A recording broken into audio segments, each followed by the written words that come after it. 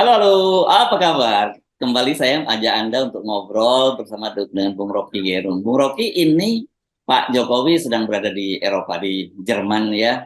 Eh, Beliau rupanya hadir untuk mengikuti pembukaan Hannover Messe atau Hannover Fair ya. Dan yang cukup menarik ini, selain ada penandatanganan kerjasama MOU dengan para pengusaha gitu, ini muncul statement dari Menteri Investasi Bahlil Lahadalia. Katanya dia banyak ditanya oleh eh, oleh pengusaha di Eropa, siapa yang akan jadi next Jokowi itu, dan apakah komitmennya masih sama seperti Pak Jokowi gitu. Jadi ini pertanyaan penting yang disampaikan oleh para para pengusaha itu. Dan yang saya agak surprise adalah pernyataan dari Bahlil ini diunggah di channel Setpress, YouTube Setpress. Ini channel yang biasanya untuk kegiatan-kegiatan Pak Jokowi saja gitu. Sekali-kali ada yang muncul pejabat yang muncul di situ, tapi biasanya untuk hal-hal yang penting. Saya lagi mikir-mikir karena ini bagaimanapun yang ngomong ini Bahlil ya. Nah, dan kita tahu track record dia dalam persoalan penundaan pemilu, perpanjangan masa jabatan Pak Jokowi itu dia salah satu operatornya. Iya, kelihatannya ide tentang penundaan pemilu, ide tentang mempromosikan kembali Jokowi itu belum lenyap dari pikiran istana tuh. Termasuk mereka yang memang disuruh jadi montir. Jadi Bahlil ini kan montir untuk mengutak-atik ide penundaan atau memujikan kembali Pak Jokowi. Jadi kelihatannya memang ide semacam ini masih berlangsung. Karena itu kita mesti curiga kalau dia dipasang di situs-situs resmi kepresidenan, itu bagian dari kampanye sebetulnya kan. Dan nggak ada hak kita sebetulnya, mestinya ada hak kita untuk mengkritik balik, tapi itu kan eh, tempat pamer public policy di istana itu, situs yang memuat pernyataan Bahlil itu. Tapi lepas dari soal itu, kita mau soroti sebetulnya apa yang dilakukan oleh Bahlil di Hanover itu. Kan sangat mungkin juga ini dibuat semacam tanya jawab fiktif atau tanya jawab yang memang direkayasa supaya Bahlil punya kesempatan untuk pamerkan pada Jokowi bahwa dia masih bekerja untuk membuktikan bahwa modal asing bisa masuk ke Indonesia kan kira-kira begitu kan. Kalau Bahlil misalnya mengerti bahwa ya Jokowi sebetulnya udah udah hampir lenyap, mestinya dia mulai hati-hati untuk mempromosikan sesuatu yang buat publik internasional. Apa pentingnya tuh ucapan dari Bahlil kan? Kan orang mau tahu Jokowi mau jadi apa, ngapain nanya sama Bahlil? Orang juga tahu Bahlil itu bagian dari puja-puji Jokowi kan, dasarnya itu tuh. Jadi sekali lagi saya kurang kurang yakin bahwa itu otentik. Itu sangat mungkin juga the doorstop yang direkayasa itu. Jadi demikian juga halnya dengan rekayasa ini Hannover Fair. Kita tahu bertahun-tahun itu tempat orang pamer teknologi terbaru apa dibikin di Hannover itu. Saya kebetulan ada di Eropa minggu lalu dan saya tahu isu itu tuh.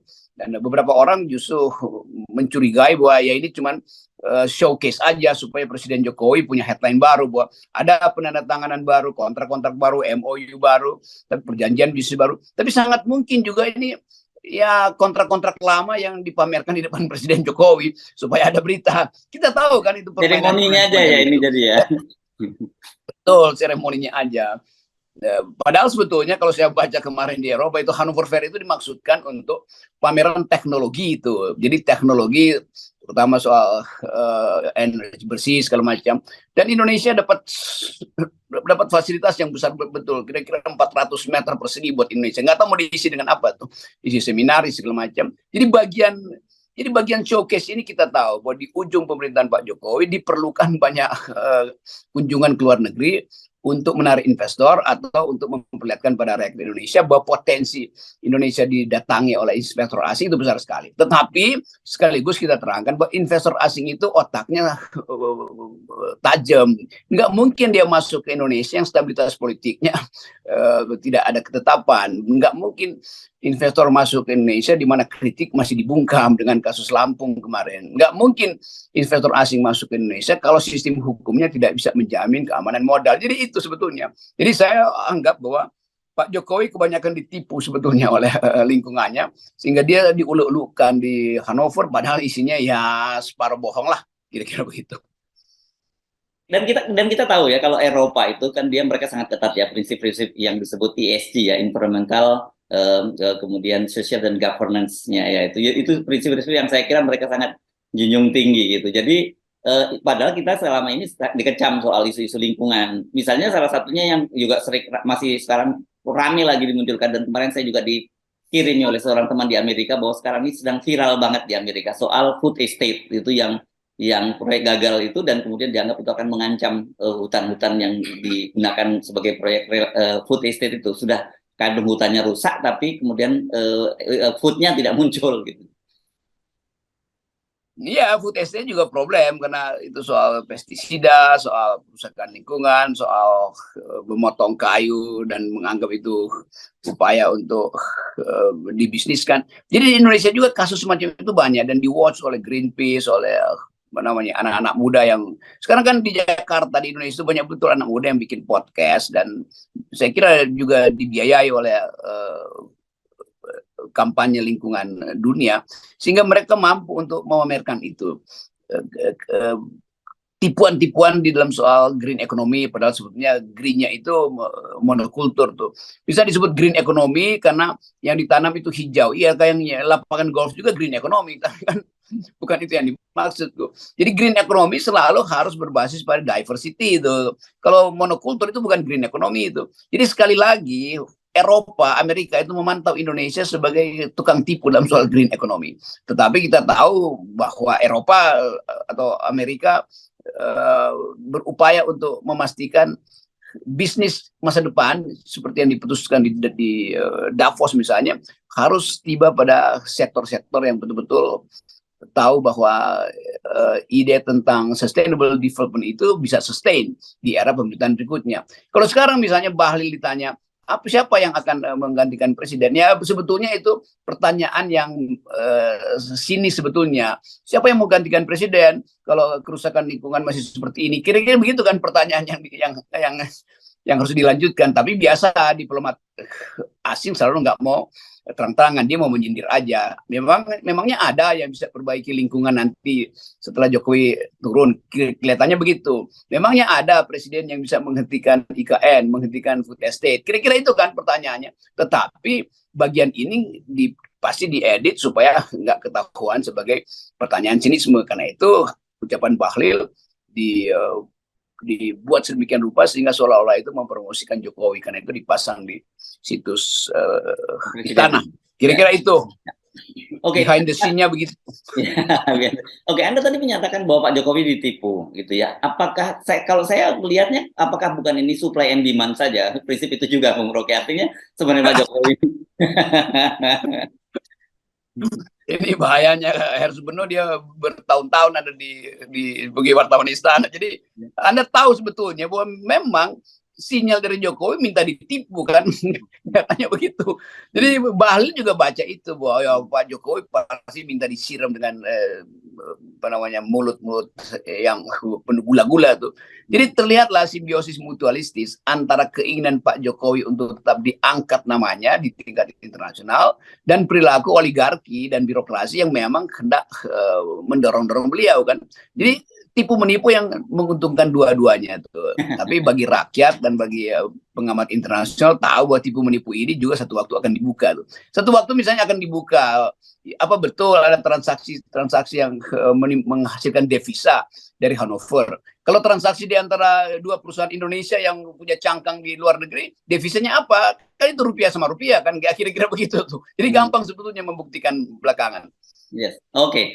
Nah, tapi menarik ya, beberapa waktu yang lalu itu sempat viral juga wawancara dari putra Pak Jokowi ya, Gibran, yang ketika ditanya oleh Rossi dia menyatakan soal perpanjangan masa jabatan, yang kalau dia tetap bersikeras bahwa sudahlah Pak Jokowi itu pulang saja ke Solo begitu ya. Kalau itu jadi dari sisi keluarga menghendaki semacam itu.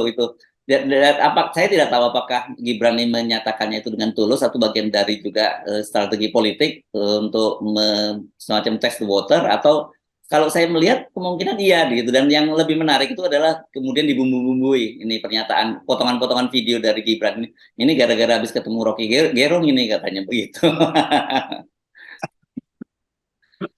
Saya kira kalau saya baca psikologi si Gibran ini, dia memang mungkin capek karena dia bisa lebih mampu untuk melihat masa depan ayahnya sebagai presiden, dan tentu sebagai anggota sebetulnya lebih bijak saudara Gibran daripada saudara Bahlil yang berupaya untuk manas-manasin Jokowi terus. Kan ide untuk manas-manasin Jokowi datang dari mereka yang justru ingin memanfaatkan Jokowi kan. Dan itu yang dibaca oleh Gibran. Gibran pasti tahu bahwa ini ayahnya tuh yang kebetulan presiden pasti sedang dimanfaatin. Jadi itu intinya. Jadi kalau kita mau jujur, saya anggap si Gibran itu betul. Dia merasa bahwa bapaknya itu dimanfaatin aja. Kenapa? Karena dia juga sedang dimanfaatin oleh menteri-menteri yang sama kan. Setiap ada soal reshuffle atau ketegangan politik, pasti semua menteri tiba-tiba hari Sabtu ada di Solo. Itu buat apa? Nemenin Gibran lari pagi misalnya kan. Kita tahu lah soal semacam itu. Jadi lebih jujur si Gibran daripada orang di sekitar presiden. Oke, jadi ini menarik saya kira, dan isu ini tarik menarik kepentingan ini tidak akan berakhir itu sampai kemudian terjadi pendaftaran calon presiden ya. Saya kira kalau sudah pendaftaran calon presiden relatif itu pintu untuk ngutak-atik itu tertutup gitu, walaupun tetap saja namanya mereka pegang kekuasaan masih tetap bisa dilakukan. Ini saya tambahin dulu, nanti orang anggap pula saya pro Gibran. Padahal sebetulnya karena kita melihat dalam beda. Karena sering kali dianggap sebentar loh, sebelum ada tabayun, Bung Rocky, nggak apa-apa, Anda harusnya nggak tabayun. Karena dalam kasus para menteri itu mereka yang sowan ke Solo, gitu. Dalam kasus ada dengan Gibran kan Gibran yang datang ke Anda di Sentul, beda dong. Ya, sering dianggap begitu. Jadi saya bukan. Gibran tetap ada masalah dengan apa yang dilaporkan oleh Ubedillah misalnya tuh, apa namanya, isu tentang tiba-tiba ada uang banyak beredar dalam Indonesia. Itu soal lain. Yang saya terangkan tadi bahwa Gibran justru mencemaskan itu jadi kasus besar antara dia dan bapaknya atau iparnya atau adik-adiknya itu. Tetapi dari segi pikiran jernih, Gibran menganggap bahwa lebih baik bapaknya berhenti daripada dimanfaatkan oleh brengsek-brengsek itu. Kira-kira dalam hati begitu sebetulnya tuh. Jadi supaya clear ya, nanti dipleset-plesetin lagi tuh. Rupanya Anda jadi sensitif juga dalam situasi seperti sekarang ini ya. Iya, karena bisa dipotong-potong kan. Kalau saya yang kuasai media massa, ya saya tahu siapa yang potong. Tapi kita kan nggak kuasai media massa. Yang kuasai adalah mereka yang berupaya untuk menyingkirkan FNN. Kan itu seringkali begitu. Lain kalau Bahlil, dia ngomong apapun, dia mampu untuk dipromosikan di situs presiden. Jadi saya bayangin misalnya kalau Gibran baca keterangan tentang bapaknya oleh Bahlil, ya pasti muak paling tuh si Gibran, karena dia tahu ini mah puji-puji doang tuh. Saya bisa baca itu karena saya mulai kenal psikologi di dalam keluarga istana itu. Kan nggak mungkin di istana itu satu suara tuh. Demikian juga dalam banyak hal ada aja pikiran yang menyimpang dari semacam pakem publik bahwa Jokowi itu pasti menginginkan 3 periode, lalu seluruh keluarga akan berupaya untuk lakukan itu. Ya si Gibran ini ya pikiran lain aja. Sama seperti di PDIP juga nggak mungkin ada semacam kesepakatan bahwa Puan dan Ibu Mega dan Prananda itu satu pikiran tentang masa depan. Enggak, itu tetap di dalamnya ada faksi-faksi. Yes, oke. Baik, terima kasih Bung Rocky. Tetap 0% Bung Rocky. Ya. Mulai dari 0% supaya hati jadi bersih ya. Oke. Yes, oke.